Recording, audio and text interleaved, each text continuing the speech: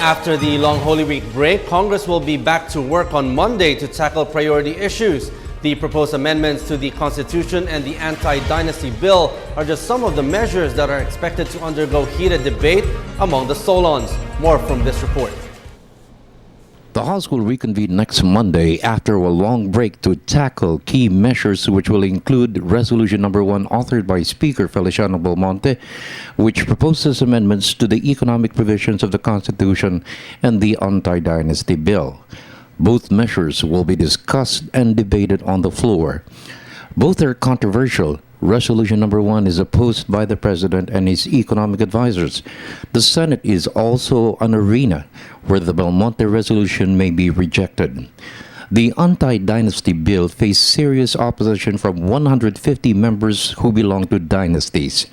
Speaker Feliciano Belmonte is confident the ruling majority will back his resolution, which provides the phrase "as may be provided for" to be inserted in 7 economic provisions deemed restrictive to investments. Belmonte stressed it's a key for Congress to push for bills or resolutions in the future to liberalize provisions on land ownership for foreigners, allowing foreigners to invest in media and advertising, public utilities, and education. I continue to be very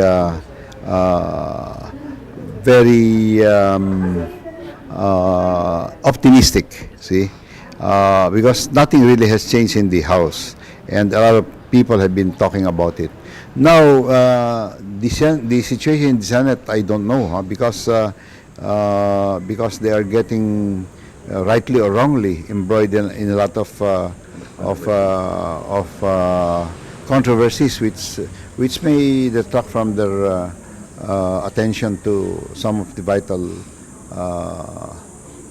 issues before them. But I hope not, and I am very confident of the leadership. Belmonte's crusade depends on the private sector to champion his cause.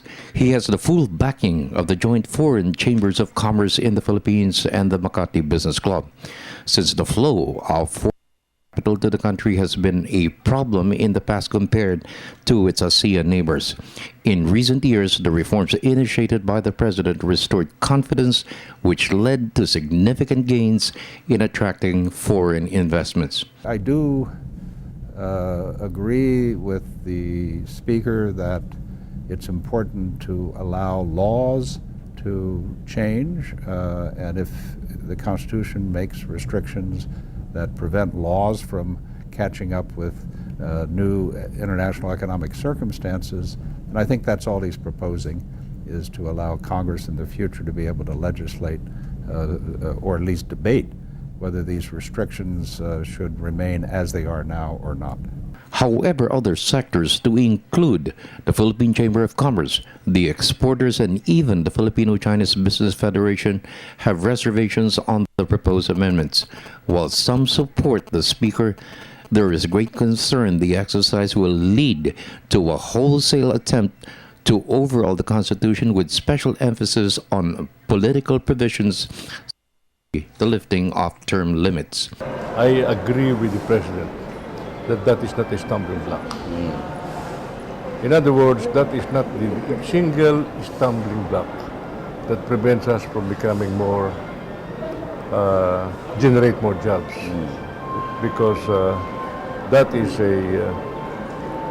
that's important, but that is not the most important problem. The business sector is divided regarding that. No?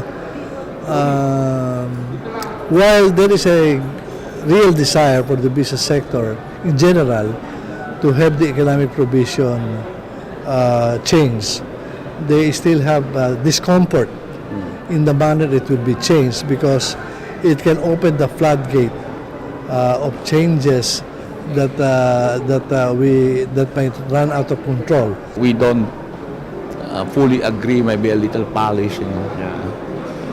Pero yung economic provisions. Oh yeah, definitely, yes. Anong problema, sir, yung mga political? Yeah, yes. For the People's Television Network, this is Freddie Abando reporting.